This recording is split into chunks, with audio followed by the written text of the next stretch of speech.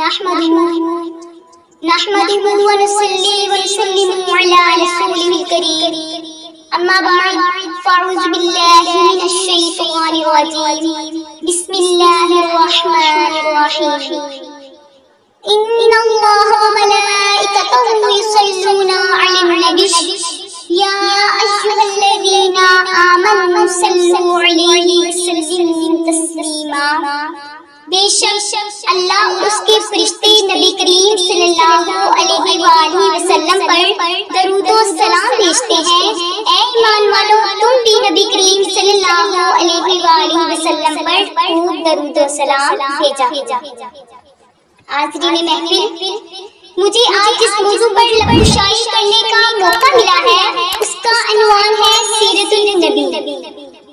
جیسا کہ آپ سب لوگ جانتے ہیں کہ یہ ماہ ربیع الاول کا مہینہ ہے۔ اس مہینے میں ہمارے پیارے نبی حضرت محمد صلی اللہ علیہ وآلہ وسلم تشریف لے کر آئے۔ حاضرین محفل، اس ہستی کی آمد ہوئی جس کی خاطر یہ ساری کائنات بنائی گئی، یہ عرش و فر سجائے گئے، یہ دنیا سجائی گئی۔ یہ حقیقت ہے کہ اگر ہمارے پیارے نبی صلی اللہ علیہ وآلہ وسلم اس دنیا میں جلوہ گر نہ ہوتے تو کچھ بھی نہ ہوتا، نہ یہ زمین ہوتی، نہ آسمان ہوتا، نہ عرش ہوتا، نہ فرش ہوتا، نہ انسان ہوتے، نہ حیوان ہوتے۔ کیا کسی نے خوب کہا ہے، مٹتے ہیں مٹ جائیں گے ادا تیرے، مٹتے ہیں مٹ جائیں گے ادا تیرے، نہ مٹا ہے نہ مٹے گا کبھی چرچا تیرا۔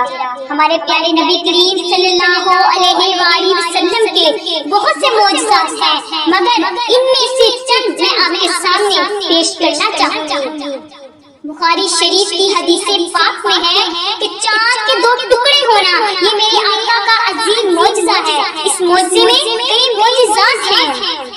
حالات دن بدن عروج کی جانب رواں تھے۔ ابو جہل نے خط لکھا یمن کے بادشاہ حبیب کو کہ میرا بھتیجا ہے جو ہم میں سے ہے، اعلان کر رہا ہے کہ میں اللہ کا نبی ہوں اور جتنے بھی خدا ہیں ان کو جھوٹا ثابت کر رہا ہے۔ جو کہتا ہے وہ ہو جاتا ہے، جو اس کو دیکھتا ہے وہ اسی کا بن جاتا ہے، جدھر جدھر اٹھاتا ہے ہر کام ہو جاتا ہے۔ تو تو آ کر ہمارا فیصلہ کر۔ حبیب یمنی جب یمن سے چلتا ہے تو عرب میں آتا ہے، یعنی مکہ مکرمہ میں۔ یہ بادشاہ جب ابو جہل کے پاس پہنچا، کہا کیا معاملہ ہے؟ ابو جہل نے کہا جو وہ کہتا ہے وہ ہو جاتا ہے۔ یمنی بادشاہ نے کہا مجھے اس کے پاس لے چل۔ جب وہ آقا کی دہلیز پر آیا، حضور نے نگاہ نبوت سے دیکھا اور اس کو اپنا کر لیا۔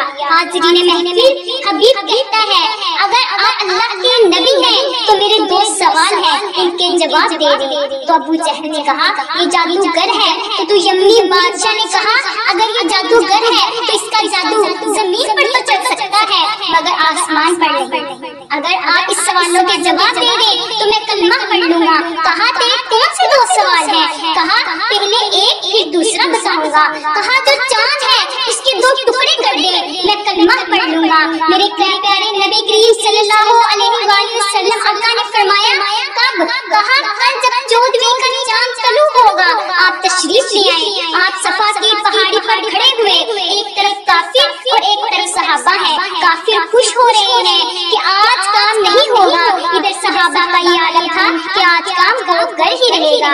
میرے آقا نے صفا کی پہاڑی پر چڑھ کر کہا اے حبیب کیا چاہتا ہے؟ کہا حضور چاند کے دو ٹکڑے کر دے۔ میرے آقا نے چاند کی طرف نظر اٹھائی، یہ وہی چاند ہے جب حلیمہ کے آنگن میں حبیب کا چولہا ہلتا تو چاند چمک کرنے لگتا۔ جب آپ نے چاند کی طرف انگلی سے اشارہ کیا، ادھر چاند جب لٹ ہوا، ادھر حبیب یمنی قدموں میں گرا۔ عرض کرتا ہے حسن دی مثال دیکھ کے آمینہ دا لال دیکھ کے، پورا نوری رشک آ گیا آمینہ دا لال دیکھ کے، یمنی کلمہ پڑھنے انگلی دا کمال دیکھ کے۔ سبحان اللہ۔ آقا کلمہ پڑھا دیجئے۔ آقا نے فرمایا کہ تیرا دوسرا سوال کیا ہے؟ آقا اب کہتے ہوئے شرم آتی ہے۔ میرے حضور نے اسے سینے سے لگایا، کہا حبیب بتا تو صحیح تیرا دوسرا سوال کیا تھا؟ آقا اب جرجت نہیں ہے۔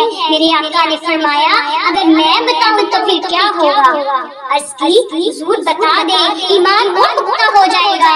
حضور نے فرمایا کہ تیری ایک بیٹی ہے عالم کا بادشاہ ہے، تو نے بڑے بڑے طبیبوں کو بلایا مگر سب نے لا علاج قرار دیا، تو چاہتا ہے کہ وہ ٹھیک ہو جائے۔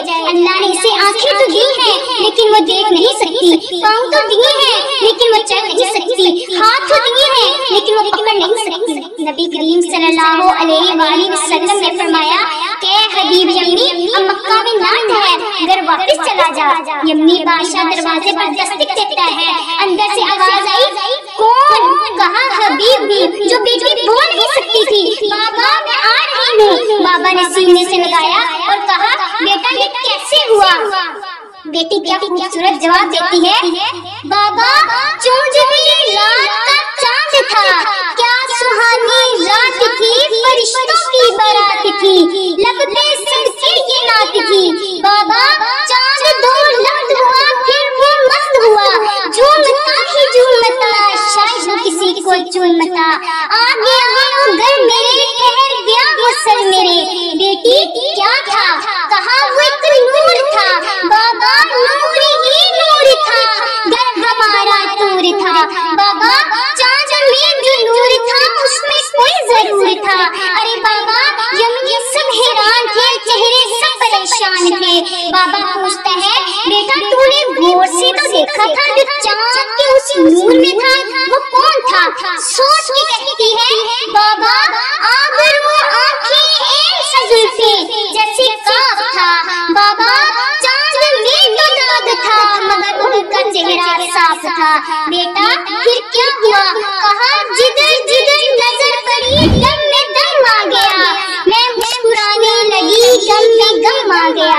بیٹا نام پوچھا، کہا غیب سے آواز آ رہی تھی کہ سب کا یہ طبیب ہے، رب کا یہ حبیب ہے، نبیوں کا امام ہے، محمد اس کا نام ہے، خیال کا یقین ہے، محمد بے عیب ہے، اب تو تم بھی مان لو یہی تو غیب ہے۔ سبحان اللہ وما علینا الا البلاغ المبین۔ صدق اللہ۔